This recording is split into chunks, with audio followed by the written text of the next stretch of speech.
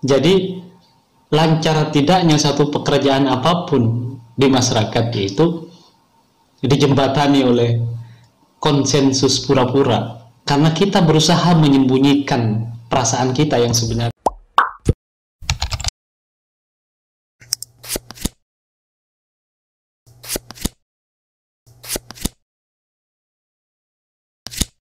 Entah kita sadari atau tidak, hubungan kita dengan orang lain, isi yang sebenarnya itu adalah drama-drama. Karena kehidupan sosial yang kita lihat dan kita jalani ini adalah panggung teatrikal. Semakin kita pandai memainkan peranan di dalam kehidupan kita ini, semakin kita dihargai oleh masyarakat. Karena masyarakat itu menuntut kita untuk memainkan peranan sosial secara sempurna dalam kehidupan ini. Dan apa yang kita pertontonkan di atas layar kehidupan ini dibongkar oleh Erving Goffman melalui teorinya tentang dramaturgi. Dari teori ini kita akan tahu apa sebenarnya yang ada di balik layar kehidupan orang, kehidupan kelompok, kehidupan masyarakat ini secara luas. Kita akan ngobrol tentang ini secara lebih mendalam. Sebenarnya kita sudah biasa menilai orang melalui gestur. Pada saat kita mengungkapkan kata-kata, pada saat itu juga kita berkomunikasi melalui gestur, melalui mimik wajah, melalui isyarat dan gerakan-gerakan tubuh yang lain. Ini lebih akurat daripada apa yang dikatakan oleh orang secara verbal. Karena apa? Gestur itu yang akan mengecek keaslian kata-kata yang kita ucapkan itu. Dari situ timbullah kesan dari orang lain kepada kita, atau kita kepada orang lain. Kesan-kesan itu mendefinisikan tampilan kita atau tampilan orang lain di alam pikiran setiap orang, di alam pikiran setiap kita. Kalau kebetulan kita lepas kendali atau lepas kontrol pada suatu obrolan dengan orang lain, saat kita berinteraksi dengan orang lain, pada saat itu juga gestur kita itu mentransfer makna kepada orang itu. Energi kesalahan kita itu akan terpantul lagi ke kita. Lalu kita kemudian memproteksi tingkah laku kita itu dari gestur orang lain itu juga. Biasanya kita kemudian buru-buru mengatur ulang, memanipulasi kembali kesan-kesan yang ingin kita sampaikan sebelum orang lain itu punya kesimpulan diri kita yang negatif gitu. Kita selalu membuat strategi pertahanan diri dengan cara seperti ini setiap kita salah atau tidak bisa mengontrol gestur kita atau ucapan-ucapan kita kepada orang lain. Dan begitu sebaliknya, orang lain pun juga begitu.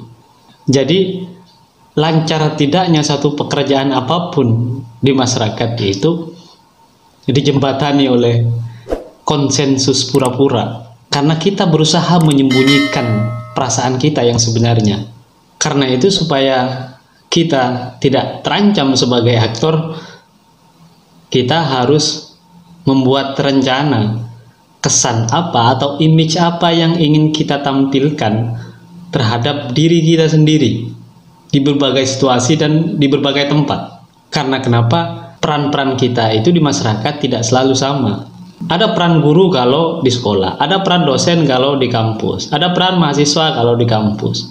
Kalau di rumah peran anak, peran ketua RT, peran macam-macam. Sehingga kita harus mengatur kesan di setiap tempat dan situasi itu.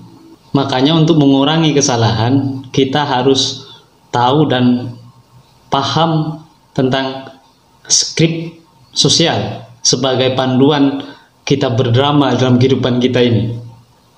Kalau di dalam film itu kan ada skrip naskah yang harus kita hafalkan sebagai aktor supaya bisa berakting dengan baik. Tetapi kalau di dalam kehidupan yang nyata, skripnya itu adalah budaya. Skripnya itu adalah norma, tradisi. dan juga regulasi-regulasi yang bersifat formal seperti undang-undang yang tertulis sebagai panduan seseorang memerankan kehidupan sosial itu agar dia mendapatkan apresiasi dari masyarakat. Setiap kita selalu masuk dalam berbagai situasi, dalam berbagai kelompok yang berbeda-beda. Kalau kita sudah paham budayanya, maka kita akan mudah untuk memerankan diri kita sebagai apa dalam satu kelompok dan komunitas itu. Jadi penampilan kita sebagai aktor itu, tindakannya itu mengacu kepada budaya yang ada.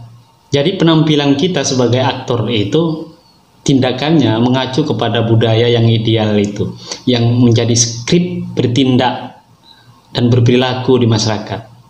Agar apa? Agar kita mendapatkan kesan yang baik, yang ideal sebagai manusia.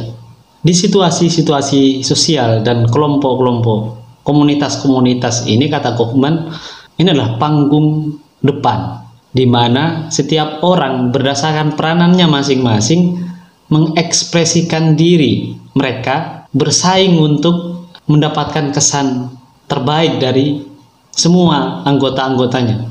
Yang terbaik adalah orang yang mampu mengatur dan mengekspresikan proyeksi-proyeksi kesannya itu saat kita berinteraksi dengan banyak orang.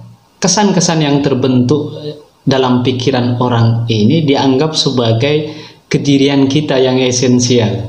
Tetapi masalahnya, kita seringkali berhadapan dengan satu situasi, setting sosial, kelompok, komunitas yang berbeda-beda, sehingga tentu saja kita dituntut untuk menunjukkan diri kita yang berbeda agar mendapatkan kesan yang diharapkan, karena kita tahu penontonnya itu beda-beda. Lalu mana yang esensial itu dari diri kita? Karena kalau dengan kayak gitu, itu kita bukan hanya bermuka dua, tapi muka kita jadi banyak. Ini yang menyebabkan esensi diri kita itu absurd. Kita mengalami birokrasi terhadap keinginan kita untuk melakukan yang kita mau. Karena ada disiplin sosial yang begitu ketat sehingga kita tidak bisa mengekspresikan diri kita sendiri yang asli. Makanya agar sukses menutupi fakta-fakta yang tidak diinginkan yang bisa hadir di panggung depan kehidupan sosial kita ini, maka seseorang membutuhkan persiapan.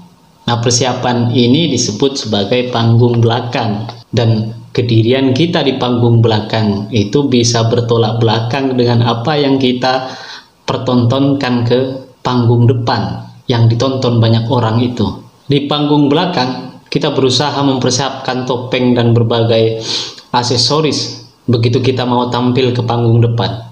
Tetapi topeng dan aksesoris yang kita kenakan ke diri kita itu segera akan dilepas begitu dia masuk ke bagian panggung belakang. Di bagian panggung belakang ini kita akan merenungkan, menyadari apa yang sudah kita pertontonkan itu. Apakah dia merasa dirinya memberikan peran yang mengesankan atau sebaliknya? Ini juga tergantung dari bagaimana respon dari audien. Kalau audiennya merespon dengan baik, maka dia merenungkan dirinya itu yang esensial, itu yang seperti itu di hadapan masyarakat. Taruhlah kita pemimpin partai politik atau kita seorang anggota DPR, kita berpakaian dan berpidato layaknya Soekarno. Lalu setelah pidato, para audien datang mengucapkan selamat karena cara pidato kita yang luar biasa bagi mereka. Pada saat mereka mengucapkan selamat itu sebenarnya sama kayak kita mengatakan, Anda luar biasa, sukses bermain teater memerankan sosok Soekarno. Sementara di balik panggung, ya diri kita yang asli. Soekarno sudah jadi pahlawan, kan begitu. Macam-macam. Ada yang koruptor, ada yang pergi dukun biar kuat, ada yang suka nonton video porno, kan? Ini realitas kita di balik panggung yang sebenarnya yang esensial kan ini. Jadi Kaufman ingin mengatakan yang esensial dari diri kita itu loh, di belakang itu. Lalu bagaimana bagi teman-teman kita yang secara fisik dan psikis atau mental itu mengalami kecacatan? Teman-teman kita ini mengalami satu kendala untuk tampil sempurna, untuk mendapatkan kesan yang sempurna di panggung depan kehidupan sosial daripada orang-orang yang secara fisik tidak cacat. Mereka ini terhalang oleh fakta, misalnya tidak bisa melihat, tidak bisa mendengar dengan baik, tidak bisa mengucapkan kata-kata secara jelas. Jadi secara eksistensial mereka ini tidak punya modal yang sama untuk tampil mengesankan di panggung depan kehidupan kita itu. Mereka ini oleh kita yang sempurna secara fisik itu sering dilabeli orang yang tidak normal, sehingga mempengaruhi psikologi mereka. Mereka kadang minder berinteraksi dan seterusnya. Dan bagi teman-teman yang mengalami seperti ini, tidak banyak peranan drama-drama sosial di dalam kehidupan mereka, sehingga kualitas diri mereka, baik itu di panggung belakang maupun panggung depan, itu tidak akan jauh berbeda. Bolehlah kita mengatakan tampilan diri mereka itu lebih jujur daripada kita yang fisiknya itu sempurna. Dan bagi mereka yang cacat awalnya itu dari psikis, seperti orang gila yang sering kita lihat di jalanan itu hidup mereka itu tidak akan ada drama-drama, meskipun orang normal sering membuat itu menjadi tontonan-tontonan yang dramatis. Yang berdrama itu ya orang-orang yang normal itu. Beda lagi dengan teman-teman kita yang cacat psikisnya, misalnya seperti cacat moral, seperti PSK misalnya. Orang-orang seperti mereka ini dramanya semakin asik, karena pasti identitasnya mereka sembunyikan rapat-rapat. Kita bisa cek kemanapun itu kan, kita ke rumah bordil nggak ada nama asli, yang ada adalah nama-nama di tempat itu saja. Begitu keluar beda lagi. Mereka berusaha sedemikian rupa untuk menutupi panggung belakang itu sebagai panggung yang sangat rahasia. Tetapi bisa jadi yang panggung belakang itu yang ditutupi itu justru yang bagus-bagus. Misalnya seperti apa yang dituliskan oleh Nur Syam tentang agamanya para pelacur. Misalnya di bulan puasa sebentar lagi rumah bordil atau tempat yang biasa seperti itu biasanya kan ditutup ya. Nanti setelah 1 minggu buka lagi. Ada banyak kok juga mereka-mereka itu ya sholat dan puasa juga. Begitu tidak bisa beli kolak, ya apa boleh buat kan gitu.